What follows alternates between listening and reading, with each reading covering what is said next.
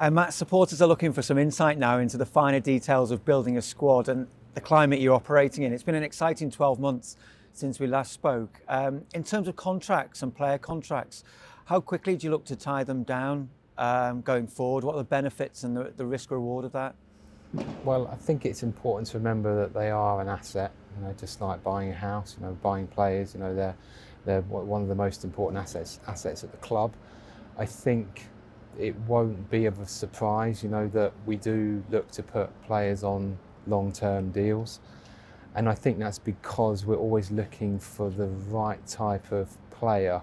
We don't tend to take punts on players. We like to do our research and make sure that we get the player that's going to give us the right level of commitment, and in turn we'll reward that commitment with a long-term investment in terms of a long-term deal. And I think in that respect, it goes on to rewarding the player, for future long-term deals. A good example is Totti Gomez. We bought from Estoril from back in September 2020, had a successful loan period at Grasshoppers, has then come back to Wolves, has played in the first team, and was rewarded with a new long-term deal. Luke Cundle, broke into the first team and has been rewarded with a long-term deal.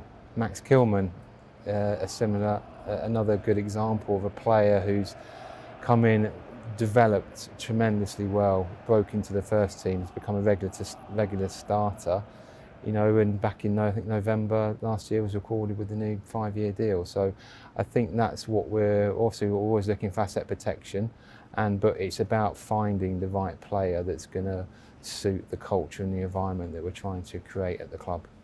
And within that, is the wage structure any sort of hindrance? Does it put Wolves at a disadvantage compared to Premier League rivals? Does it restrict the type of player that can be tied down?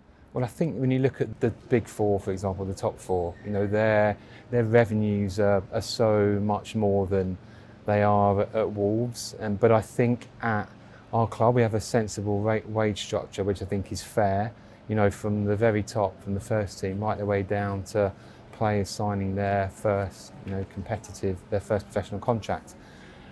And I think that just creates a good, settled atmosphere. I think it creates a good culture, a good environment, and I think that has its own monetary value, really. And we want players to, as I said, to come, they'll be on here on long-term deals to settle and to play well in the environment that we've put them in. I think João Moutinho's been here, for nearly 4 years now. Not just him, but his family are here. They've really embedded themselves into the club and into life in Wolverhampton. Ruben Neves and his family, have been here for over 5 years now, and I think that's what we're trying to, to create. So it's not necessarily just all about wages. We want people to be able to be in a good environment, to perform to the best of their abilities. And if an offer comes along, that's too unbelievable to turn down, then we'll always look at that. And Diogo Jota was another good example of that. Came here in 2017, got the opportunity to move to Liverpool, but I think that he only moved because it was such an unbelievable opportunity for him. But I think before that he was very happy here, and that's what we're trying to establish here at the club. Yeah, and I suppose if there's a greater disparity of wages as well within the squad, that creates its own problems as well. Exactly. So I think we work with these people. You want to be able to look them in the eye, know that you've been fair, and like I said before, that you're rewarding the players, who are doing well. And I think we've had good proof of us doing that.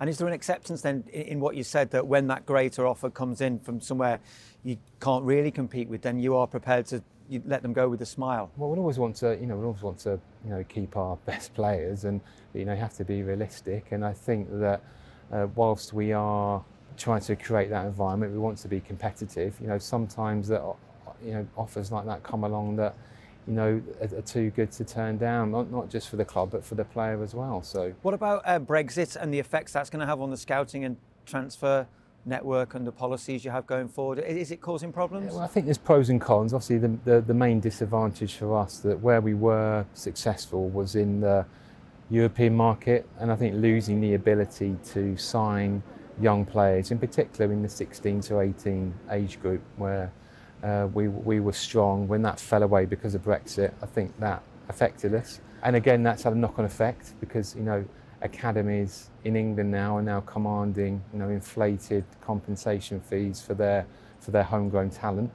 I think where it has given us an advantage is that it's opened up more markets. I think when you look at Yersa Mosquera is a good example of signing a player from Colombia where we weren't able to do that previously.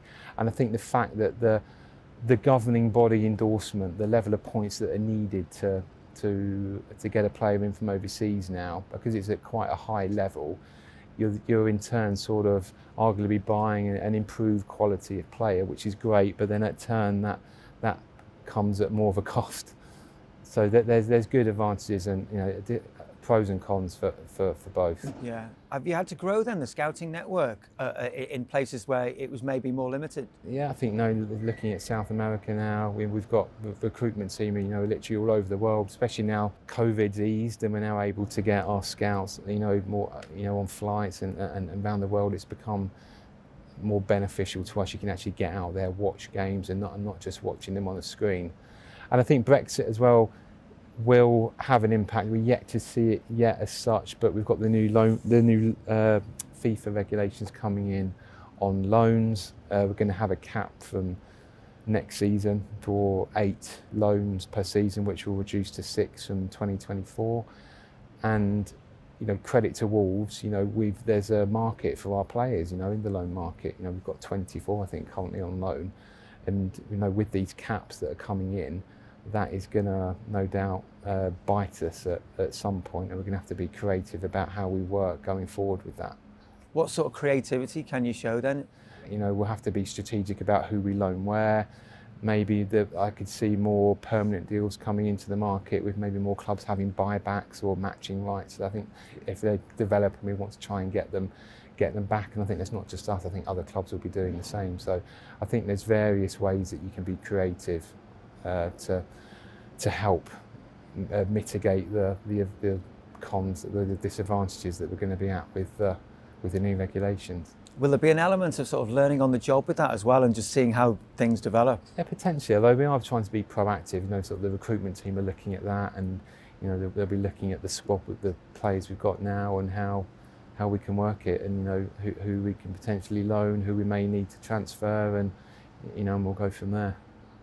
We've had a question about the financial structure of Fosun in general, and saying the long-term commitment of Fosun, is that going to be reflected in the performance of their results, which they announced recently, which were very strong and very positive, and will it increase Wolves' spending power? Well, I think they've shown their commitment to us with they wiped off the £126.5 million worth of debt. I think that was shown in the accounts this year, and I think it's twofold. As a club, as executives of the club, we want to be financially sustainable, and we want to be looking at ways ourselves to explore avenues of increasing our revenue, maybe looking at financing options both through debt and equity. But it's a collaborative approach. It's very much a team effort. One of our advantages that we've got is we've got really good open communication with Fosun, and if an opportunity ever presented itself where we may need to stretch our budgeting model, we may need some additional resource, then they would always look at it. I'm not always saying that they would grant it, but they're very much working with us. We've had a question about the Fanled review of football governance. I mean, are you aware of it and the findings, and what effect will that have? Yeah, no, we're well aware of it. It's something that's been spoken at length at shareholders' meetings, and there'll be no doubt be improvements in terms of the measures that they're going to implement ahead of the 22-23 season, and improved fan consultation will obviously be a huge part of that. I think there's certain areas such as more independence in terms of the Premier League's owners and directors test, I think will be welcome. I think in terms of the financial distribution, the Premier League have already committed to distributing 1.6 billion, I think, over the next 3 years down the football pyramid. But I think with that financial distribution needs to become more cost control, and I think we'll welcome that for the to protect the future of the game. It will be looked at ahead of over the coming periods, in line with the forthcoming UEFA FFP regulations that will be coming into play. I mean, fan consultation is perhaps a key element of all this, and you often get specifically rather at Premier League level, when you talk of fan consultation, there's a temptation from clubs to balk at that, and it's not something they necessarily embrace. Wolves quite comfortable? Well, I think there will be. I think across the board, it won't just be one club wanting to do something without. I think it'll be very much a collective agreement between Premier League clubs, and how that's formed is yet, will be discussed at the shareholders meetings. Whether that, there's been a lot of discussion about shadow boards, whether they bring in some element of a fan engagement standard. I'm not too sure, but I think whatever gets agreed, it will be. I think it would work better, if all clubs are working towards the same goal in having improved fan engagement and consultation. We've got some questions now on the physical infrastructure side of what's going on at Compton in particular, which is your place of work. I mean, how have things changed since COVID restrictions have been lifted? Yeah, I mean, well, everyone's back at work now, which is nice, not having so many conversations online. And I think it's helping. I think, we'd sort of got used to this new normal, people working from home, but I think we're sort of reverting back to the old normal, which is I think is a much better way of working. I think what we're finding now at Compton is everyone back at work is great, but I think it's, that there's a lot more staff than I remembered pre-COVID. So it's a great building, it's a good environment, but it's becoming very much, there's becoming too big for it. So we need to look at ways where we can improve the facilities and, just to make it a bit more comfortable, because, as we've grown, headcount's grown. And we're working in a building that was built in 2005. So we're exploring options about how we can improve that. Not maybe not short term, but certainly for the long term, medium to long term. In terms of improving the site or changing the site even? Well, I think in terms of improving the infrastructure we've currently got there. So maybe if we can more office space, more improved pitches. We've done 4 pitches now. We've got 4 Deso pitches, but we've still got a large plot of land there that we want to develop. And I think if we can get more grass pitches, we can get all our academy training on grass pitches, not on Astro. I think it will help with recruitment, which will in turn help the club as a whole. So I think there's a lot that we can be doing. There's an impressive auditorium now at Compton. How has that helped things, and are there any other big developments planned initially? Well, I think the auditorium's helped because pre the implementation of that, we were having to do all the team meetings in the gym, which wasn't ideal. And Bruno and his team they're a strong advocator of a lot of meetings. So I think having an area where you can get the players, not just individually, but as a group. We've got a great analysis team who can sit there and present, certain clips, etc., tactics to our players. So that's really been a huge boost for the training ground. I think, as I said before, we're sort of outgrowing it, at a rate of knots. So we'll be looking to sort of see if we can improve infrastructure, maybe through a creation of offices and changing rooms. And as I've said before, just trying to. It's a great environment to work, but we need to keep investing, and just if we can improve the facilities, and we'll always do little bits and pieces where we can, just to freshen it up for when the players come back. But at some point we will need to, look at delving into a bigger sort of master plan in terms of making the Compton, the first team building and the academy building fit for purpose.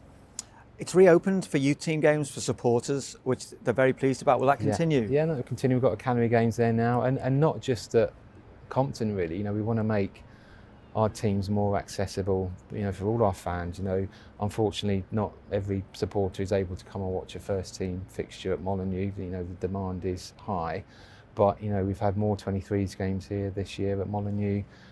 We've had a couple of Wolves women's games here. We're playing at Kidderminster. So, so there's various avenues now where players can come and watch our teams, and we want to be more accessible. It's exciting times, not just for the first team, but for all our age groups.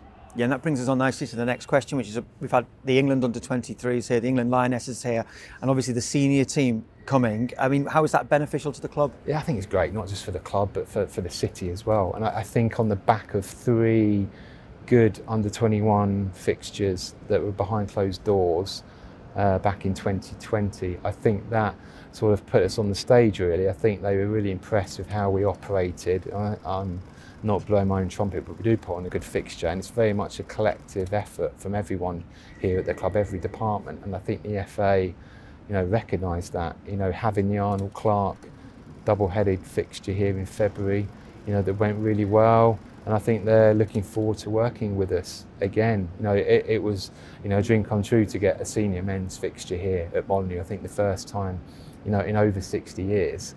And to then have another call to get a women's fixture, 2 days later. So you've got 3 international senior fixtures in 1 week. It's just incredible. And like I said before, where fans can't necessarily come and watch us for first team fixture, hopefully there'll be an opportunity across that week for fans to come and support the England team, albeit whether that be in the senior men's or the senior women's fixture. Has that whetted the appetite then for hosting more events outside of Wolves matches here at Molineux? Yeah, I think definitely, and I think in terms not just football. We hosted the concert, the Vossshirt concert, back in 2019. So I think that we'll always be looking for to stage more events here. Because like I said, it's not just about Wolves. It's the stadium here. Using it to its full potential, and it's just such a boost, I think, for the city and the community that we work in.